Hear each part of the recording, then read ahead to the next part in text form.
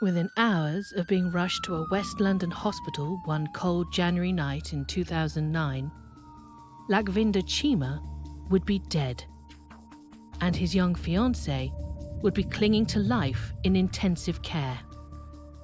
The couple showed every vicious symptom of being poisoned. Spurned lover Lakir Singh was identified by the police as the #1 suspect. Her unrelenting drive for revenge would see her cross continents to achieve it. Although poisoning is a very, very unusual crime, the love triangle is a very common feature. But police had a major problem. Exactly what poison had Lakir Singh used to murder? Lakir Singh was a married mother of 3, living in the vibrant West London borough of Southall. She was married, but it was a loveless marriage, although she had 3 children. Her husband was older than her and they weren't getting on.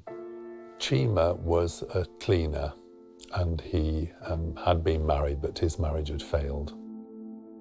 Nicknamed Lucky, Lakvinder Chima needed a place to live and soon found one by lodging with the Singhs. Attractive and accessible, Lakir soon fell for Chima's charms, igniting an enduring affair. Their passionate relationship continued even when Chima bought a place of his own in nearby Feltham. Over the years, she came in and cooked and cleaned for him and generally looked after him, and they grew very close. For 15 years, Lakir Singh carried out her double life, looking after her Southall husband, then travelling across town to visit Chima. She even had a front door key to his Feltham house. Lakvir's devotion was unquestioning. She became pregnant twice by Chima and terminated both of them at his request. There was nothing, it seemed, she wouldn't do for Chima. But by October 2008, there was nothing she wouldn't do to him. Chima was facing family pressure to remarry and raise a family of his own. He was 40, I think, at the time, when, it's not just in Indian culture, but it happens in all cultures, that, you're 40, it's about time you started, settling down, maturing, start a family. Chima's family had found an ideal fiancée for him, 19-year-old Gurjeet Chung. Speaking no English and knowing scarcely another soul in England, Gurjeet made the daunting journey to London to join Chima. Chima had to end his affair with Lakir. Lakir Singh was very distressed by the news. She'd had this long-term relationship. She'd had several abortions and she'd become pregnant over the years by Lakir Chima and been devoted to him. And then she sees her life unravel. She's got a loveless marriage and her only love interest she'd been devoted to was Lakir Chima, and it was all about to end. He then presented her with the information that he was going to get married to a much, much younger girl that had come over from India, who was 19, finished with Lakir, literally said, that's it, go. But Lakir wouldn't go. She tried to convince Chima that their affair could continue regardless of his impending marriage to Gurjeet. After all, Lakir had been cheating on her husband for years. But Chima wasn't going to be dragged into this new love triangle. Surging with jealousy, Lakir spied on her ex-lover and his bride-to-be. When she saw the couple laying in bed together, Lakir threatened to burn down his house if he ever slept with his fiancée again. She'd threatened, she'd begged, she'd cajoled, and then could just see no way that she was ever going to get the relationship back, and the life, as far as she was concerned, was ending. She's very distressed, angry, upset, jealous. From the cocktail of Lakir Singh's toxic emotions leached one burning desire: revenge. A lot of a crime takes place involving relationships, the breakdown of relationships. And it usually is three people, and usually two males fighting over a woman. In this case, it was the shoe was on the other foot. It was the female who took revenge. Despite a husband of her own who was now battling cancer, Lakir began putting her deadly scheme into place. In October 2008, she booked a trip to her motherland. There was clearly planning, long-term planning. She travelled to India, and it may have been specifically to get this Indian aconite. She came back with the poison. Indian aconite is a plant that grows in the mountainous areas of northern India. Botanists named it Aconitum ferox, Latin for fierce. These plants are used in traditional herbal medicine, and they're used in low doses, but in higher doses they can be toxic. Indian aconite is armed with a potent feature called pseudo-aconitine that makes death even more frightening. They made a comment that poisoning from Aconitum ferox was the most poisonous and the most vicious of all the aconite species. Still seething with spite 3 months after returning from India, on December the 8th, 2008, Lakir Singh decided to carry out her first attack on Chima and Gurjeet. The motivation for Mrs. Singh are the traditional ones, in my opinion, which would be revenge, absolutely incandescent anger and hatred for Lakir Chima. Lakir Singh, in the December, did her first effort to do away with her ex-lover and the new girlfriend, but didn't use enough of the poison. It's not uncommon in a homicidal poisoning case, for the suspect to try out whatever they're choosing to use as a poison. It's often the case they need to determine the dose that is actually going to kill. So they might have a trial run in which they haven't used enough of the poison. So you might get a period of sickness, and then they increase the dose and try again. Her first strike inflicted a painful sickness on Chima and Gurjeet, hospitalizing them and baffling doctors. Lakir watched from afar the debilitating effects of her poison on the couple. They were both hospitalized for several weeks, and at that time, the hospital did not know what the cause of their illness was. So about 6 weeks later, then the police were very, very interested, knew something had happened, and knew it was definitely suspicious. On January 28th, Lakir executed her second attempt. She packed her hellish herbs in a plastic bag and a key to Chima's house. Her mission was murder. It's almost as if it was done through a haze of rage and emotion. Having frequent access to the house where the couple lived, she went into the house and went to the refrigerator where she knew that there was a supply of curry that they were planning to eat for supper that night in a plastic box. Reaching into the fridge for the tub of curry, she lifted off the lid and mixed in some of her heinous herbs. She was seen going into the refrigerator. It became obvious very quickly that she'd tampered with the food that they were going to eat. Returning the tub of curry to its shelf, she shut the fridge and left the house. That night, she waited for Chima and Gurjeet to dine on a dish she had designed for death.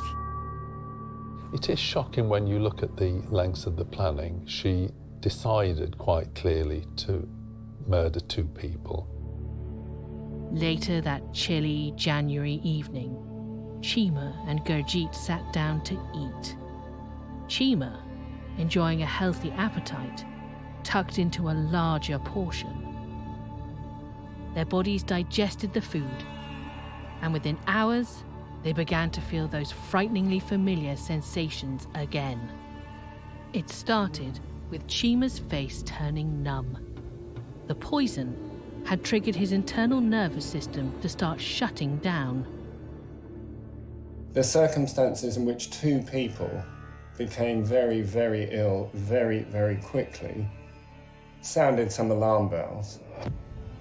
But lucky Chima had time to telephone his sister and ask her to come round, and he also telephoned emergency services and said that he thought he'd been poisoned by his girlfriend. His sister came round with two of her sons, so they helped Lucky Chima go to the local hospital, and his fiancée was taken to hospital too. The victims had arrived at hospital vomiting profusely.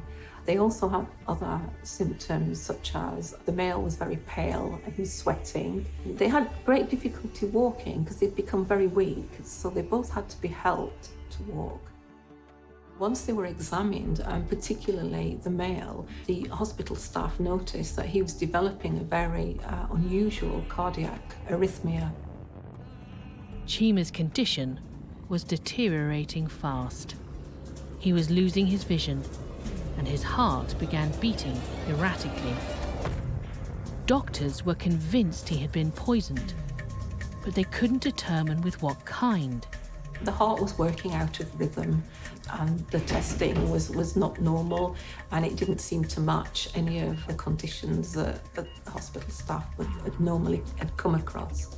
They thought the whole situation was unusual, and they also contacted the National Poisons Unit for advice as well. Chima's organs were malfunctioning, depriving him of oxygen and gradually suffocating him from the inside. Within a matter of hours of being admitted to hospital, Lakvinder Chima was dead. The police now had a suspicious death to investigate and alerted the Crown prosecutors. The police had difficulties because they did not know what the cause of death was, which is an unusual feature. Usually that isn't something that causes an issue. The pathologist will be at the scene of a crime or back at the mortuary, depending where the body's taken, and we'll get the pathologist report pretty quickly. And they normally will say it's a stab wound, it's a blunt trauma to the head, or whatever it is. In this case, they were really stymied and didn't know. And the first thing they came to us and said, we're not sure what the cause of death was. Forensic toxicologist Denise Stanworth was deployed to help identify the poison that caused Chima's death. Well, the victims had eaten a meal about 2 hours before they became ill, and there were some remains, some leftovers from that meal. So this was obviously suspect, and this was sent in to us. This was the very first sample that was sent to us and was the best place to start our search for a poison. Police, meanwhile, had turned their attention to Lakir Singh. Unlike some defendants, she wasn't particularly surveillance savvy. A lot of criminals are well aware that if they're committing offences, they're very conscious of CCTV and take steps to hide their identity. She had no previous convictions or the like. That could then link her to the offence itself. So she didn't take any steps to wash her clothing or to destroy her clothing or destroy the evidence. Police had found 2 bags of a herb-like substance, one in her coat pocket and one in her handbag. They sent these to forensics as well. One interesting thing, and one extremely crucial thing that we did find from this analysis was that we also analysed at the same time as the curry the herbal material that had been found in the suspect's pocket. We actually had a link then between the curry that was in the victim's house and the herbal substance that was on the suspect. So that is really important, really, in establishing our case. Although the herbs linked Lakir to the scene of the crime, investigators had yet to link them to the cause of Chima's death. We have to establish the cause of death. It's like a golden rule. It's always important to find out what substance has been ingested, to get the level and to determine if it's fatal or not, in order for the pathologist to then decide on the cause of death. We had to produce results urgently, so there was that essence of pressure on us. It was also very challenging because we didn't really know what we were looking for. For the investigators, identifying the poison was like looking for a needle in a haystack. A breakthrough came from the hospital, with news that Gurjeet had clung on to life. Because the fiancée had taken a small amount of the poison, she was just hanging on to life by a thread, and the physicians put her into a medically induced coma, and that saved her life. She's a complete innocent in all of this. Complete innocent. Naive. I'd only been in the country a short period of time, expecting to get married to this man, and the next thing she knows, she's hospitalised and subsequently has sustained life-changing injuries internally. Gurjeet's account of the hours leading up to Chima's death provided investigators with invaluable clues. We got additional information about these symptoms, and this is when she'd mentioned that her boyfriend had experienced numbness on his face, around his mouth and his lips. There are very few poisons that actually create numbness in this way. So it was at that point that we narrowed it down to possibly an aconite, and we started looking at symptoms that aconite cause. Bizarrely, it was 18th century books that gave the forensic team the best lead. Looking at the Victorian scientific literature, there were some very, very detailed accounts of aconite poisoning. And these described loss of vision, as well as cardiac events, the vomiting, the weakness, the being unable to stand was also mentioned. And some of the more contemporary accounts of aconite poisoning don't actually mention loss of vision. So it was the Victorian literature which was particularly helpful in this case. Toxicologists were closing in on the identity of Lakir's plant of devastating pain. They examined its molecular makeup and found a culprit they had never encountered before. To be certain they had the right plant, the team sent samples of the herb to the Royal Botanical Gardens in Kew for analysis. They scored a perfect match. It was such a relief to be able to give the results on this case and to be able to actually say that these poor individuals had been poisoned, and to be able to say pretty much exactly what that poison was. I've got a call from our pathologist who'd just been in contact with Kew to say that it's an aconite. I'd never heard of aconite before. He then said it grows here, but it's not of the same toxicity. And we've found it, and it comes from Upper Pradesh in India. And it's a root found growing in the mountains.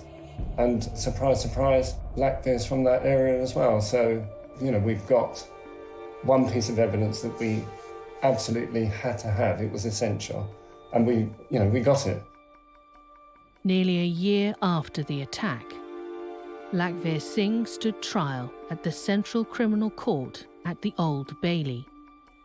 She was accused of first-degree murder of Lakvinder Chima and the attempted murder of Gurjeet Singh. What we do know about Gurjeet is that at the trial she said how horrifying the experience was, and that she was in a country where she didn't know anyone, she didn't speak the language, and there she was suddenly at death's door, and how terrifying that was for her. I think once we were able to establish the breakdown of the relationship, I wouldn't say it was easy to convince the jury, but it had all the hallmarks of a classic case of jealousy. Lakir Singh sat in the dock and awaited her fate. Very subdued, very quiet. I just think the enormity of it all, perhaps it didn't register with her. I don't often look at the defendant when I'm in court. Usually they're not in my line of vision, but I did take a look at her to see. I was curious to see what sort of lady would do this, but she expressed no emotion.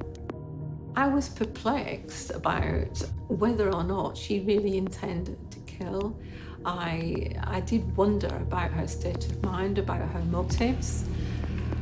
It was really a very violent and nasty poison, particularly potent poison to use. On February the 11th, 2010, Lakir Singh was found guilty. She was sentenced to life imprisonment. In this case, I think for Lakvinder's family, I'm pleased that we got the conviction, and indeed for Tunis, of course, and for her. The impact of her actions is clearly that she left her husband, who was very ill with cancer. They had 3 children, and she went to prison, so her family was broken. And then the obvious impact in the death of Lakir Singh and the very near death of his fiancée.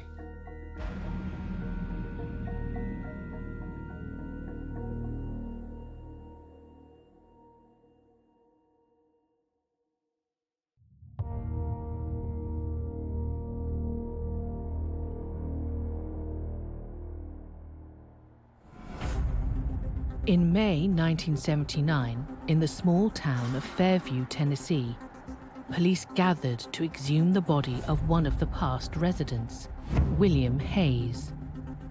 An investigation has caused them to suspect William Hayes may not have died of natural causes, but was the victim of foul play. Investigators braced themselves for a grisly and horrific sight. Hayes had been buried 5 years earlier. But to their surprise, they looked upon a near-perfect body. The condition of the corpse, however, belied the long, cruel death William Hayes had been subjected to at the hands of his wife. Her name was Ada Laverne Hayes Wittenmeyer, and I dubbed her to be the Lonely Hearts Club murderess. She preyed upon what she always does, love. You're being poisoned by somebody you trust. Born in July 1945 in Dixon County, Tennessee, Ada was impatient for wealth. To acquire it, she set her sights on catching the big fish, men with assets, whom she would ensure left plenty to her.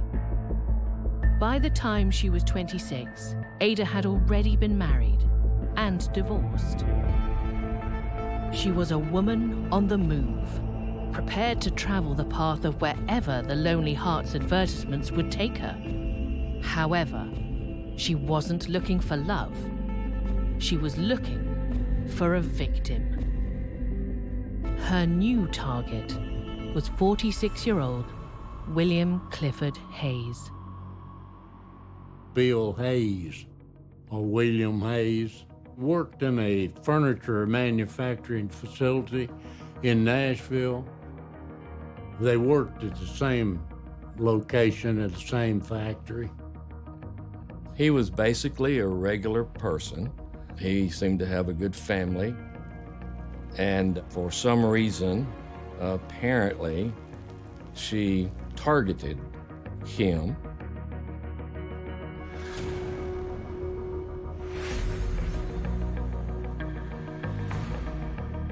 William lived in the small green town of Fairview, Tennessee. He continued to live there after he and Ada married in 1971. But after a few years of marriage, signs of strain started to show. Ada was preparing to cash in. They weren't getting along. It was just a life insurance policy through his employment, but it was only $18,000. It wasn't a huge amount. She was getting everything together, trying to get the assets there, get this taken care of, get the insurance policies, make sure they're all up to speed. And, you know, some of those things take time. Ada picked her weapon: arsenic-based rat poison.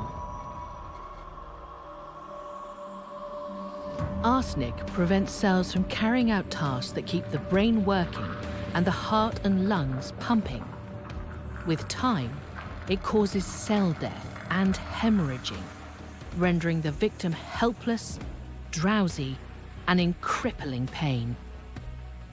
Well, back then, you could go to any store just about and get rat poison.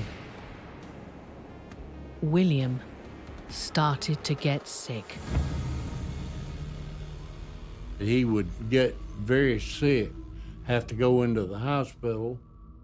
When he was there, he was eating hospital food, and he would get better. And then he'd go back home, and he'd get sick again. He basically was concerned about having discussions with his family, that I don't know what's wrong with me. I want to know what's wrong with me because it needs to be determined so someone else can get helped after I pass. What a man, a good man. Fluid would come out of him, you know, just be terrible, where he couldn't work and he would be in the bed. And there was some degrees of nausea. William's teenage daughter Jeanette was alarmed and suspicious of what was causing her father's health to dangerously fluctuate. She was concerned because why is my dad getting sick? And why is he back in the hospital? Why is this happening? Why is he better when he's in the hospital than he is at home? And it's strange. And he was getting sicker. He couldn't eat solid foods. Apparently, he was receiving arsenic in his split pea soup. Ada wanted to get away from Jeanette's astute concern.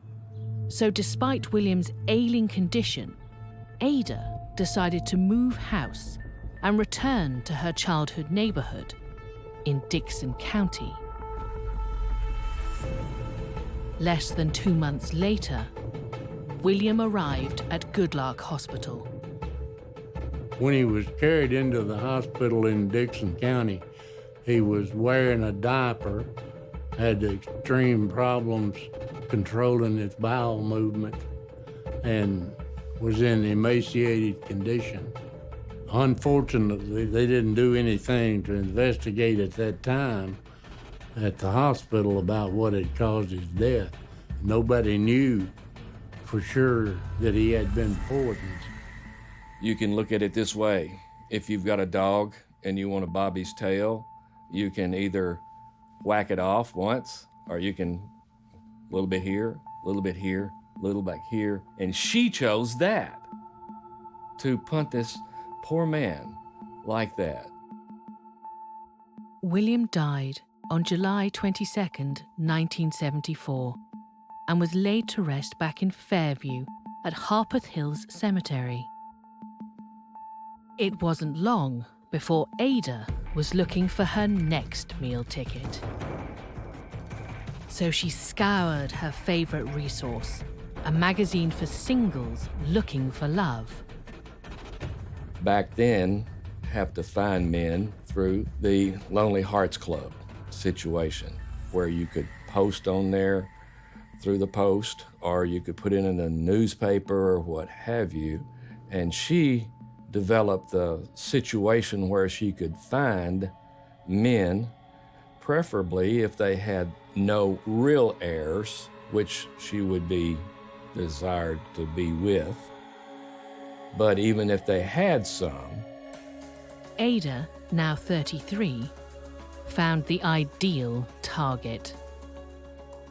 59-year-old John Wittenmeyer, a widowed ranch owner with a single heir, based in the neighboring state of Oklahoma.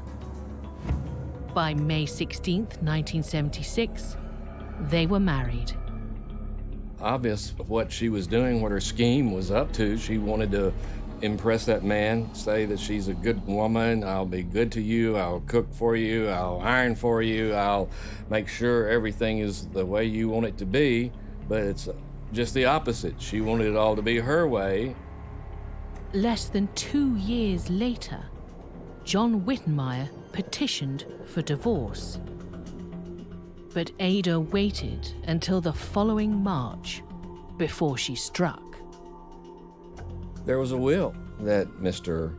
Wittenmeyer had written out, probably at the request of Ada. She needed the time to do this and do this and do this. And when that will was done on the 27th, I believe it was, then that's probably when he got the big dose and he's dead the next day. John Wittenmeyer was 62. While Ada had trickled arsenic into unsuspecting William, she wielded a viciously abrupt attack on Wittenmeyer. She now had form. She knew the hit required to kill and was confident enough to execute her plan in one maliciously calculated attack. Mr. Wittenmeyer in Oklahoma, it was one full dose. Bam. Unlike Mr. Hayes, it was one big shot of it. It was the whole thing, other than stringing it out. She initially called her attorney and had him come out to the house. And then they called the funeral home and asked the funeral director to come pick up the body. And the funeral director said the sheriff had to come to the scene and investigate it to some extent, find out what he could about it. The sheriff was called, he went out, and there was an holographic will lying on the nightstand beside the bed when the officers got there. It was leaving control of the ranch to Ada. At that time, he instructed Ada not to leave the state of Oklahoma or the local jurisdiction. And then the next day she left, I believe it was. And then on April the 2nd, I believe she was headed towards Tennessee. The Oklahoma investigators alerted the district attorney's office in Tennessee. Well, we were told that, and then the investigator from Oklahoma had talked to William Hayes' daughter, and the daughter had suspicions that William Hayes had been poisoned here in Tennessee. Along with the Oklahoma investigators, we began to try to determine if that was the case. We didn't have anything other than the fact that he was dead and he was in the grave. So we put our heads together and we made the decision that we need to find out exactly what and who killed this man. So we petitioned the court and discussed with the family, and we went to the graveyard and we exhumed the body. By now, William Hayes had been buried for 5 years. The investigators did not relish seeing the condition of his body. Before we could open the coffin, there was a key. And they opened the key and raised the coffin, and there Mr. Hayes was. I'll never forgive it. And he was laying there, and he looked like he had passed away the day before. There was no decomposition, hardly, on the body. And one possible explanation of that would, if you were given a large amount of arsenic, it would preserve the body to some extent. William Hayes's body underwent an autopsy. Our forensic man was in Memphis, Tennessee, Dr. Francisco, and in his report, he indicated that he died from ingesting arsenic, and he had at least 1,000 doses more than he'd ever seen. That, again, makes you cringe. So somebody to do something like that, particularly a loved one that, or you think that they love you, and it's all about money. Suspicions reached an all-time high and started to focus on widow Ada Hayes Wittenmeyer. My blood was boiling, and so was my boss, and we said, it's time to get her. We have got to find out where she is, what's happening, and she needs to be indicted and be answerable for this if we have the evidence to convict her. But Ada was no longer in Tennessee. She was north of the border in Canada, where she'd been working on another victim, a well-off grain farmer. She had met an individual in Canada and was corresponding with him. Then we found out that this man had been sending money to her. He was up in Canada and thinking, according to what she told him, that she was trying to get some estates. He didn't know she was charged with murder, and he didn't know about Mr. Wittenmeyer in Oklahoma, that he had died and she had been charged in Oklahoma. He had been sending her money by money orders and checks. She was just like a fox. And he, I believe in his soul that she was not a criminal. Ada was extradited to Oklahoma, where she was charged with John Wittenmeyer's murder. By 1984, she was flying to Nashville. Her trial for the murder of William Hayes would take place at the Dickson County Courthouse in her hometown of Charlotte. From the outset, she tried to con her way out of a conviction, starting with her guard, Linda Mayo. Linda Mayo, who is now deceased, was the guard bringing her back. She told Linda that she was pregnant by Jesus and was going to have his baby. And I think this was setting up an insanity defense. In the summer of 1984, the trial began. She came to court wearing a pair of high-back Gallus overalls over her dress and put on quite a show there. She pretended to have a heart attack in court. We had to recess court and send her to the hospital. During the trial, she several times feigned like she was dying, having a heart attack, and she would fall and slip and slide in her chair like something's wrong, and she would come in different days with crazy hair and clothes.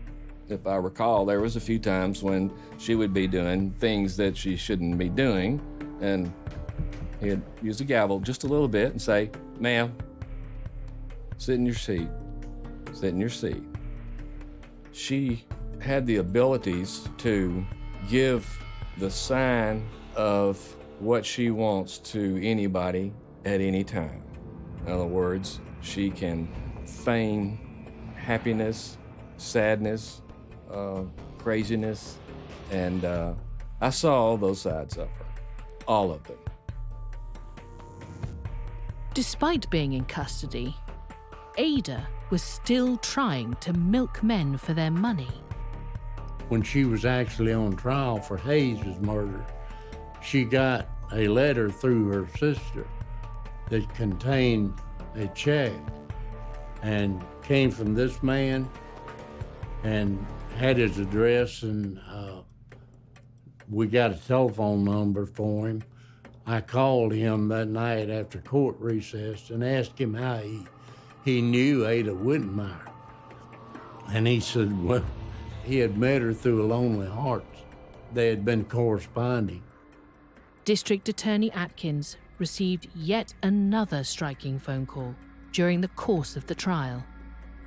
During the trial, I was contacted by the psychiatrist at the state prison, and he told me of this lady that he had talked to that said Ada had confessed the murder to her. And he said, you need to get that lady down there for the trial, which we then entered an order to bring her in as a witness. And she testified that Ada had told her about the murder. She had told her about the Oklahoma murder also. She said Ada was going to pretend to be crazy and have an insanity defense to the murder. On August 2nd, 1984, Ada faced the jury's verdict. Then I finally turned this over and said, that's what needs to happen here today, ladies and gentlemen of the jury. Ada Wittenmeyer was found guilty of murder and was sentenced to life in jail.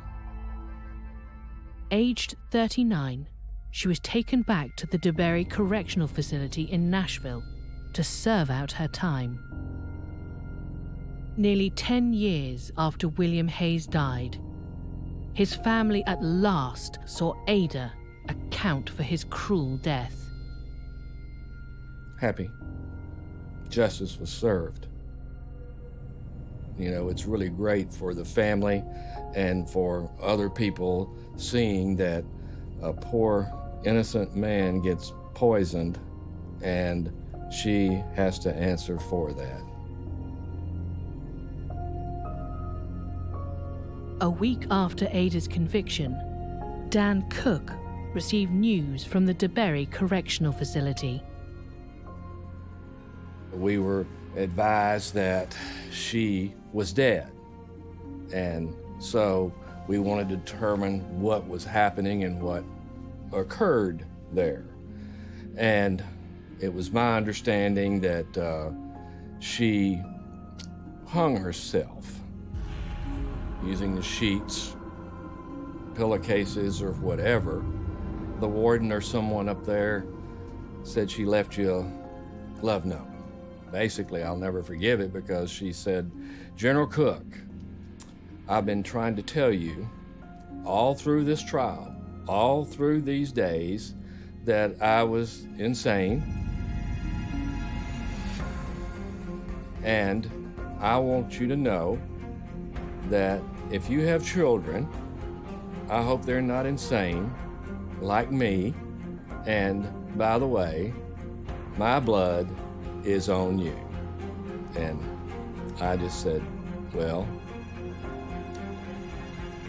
we got the death penalty. I know that's tough. I'm sorry that she killed herself, but look what she did. 2 men, and how many could have been there. And that's up between her and the good Lord.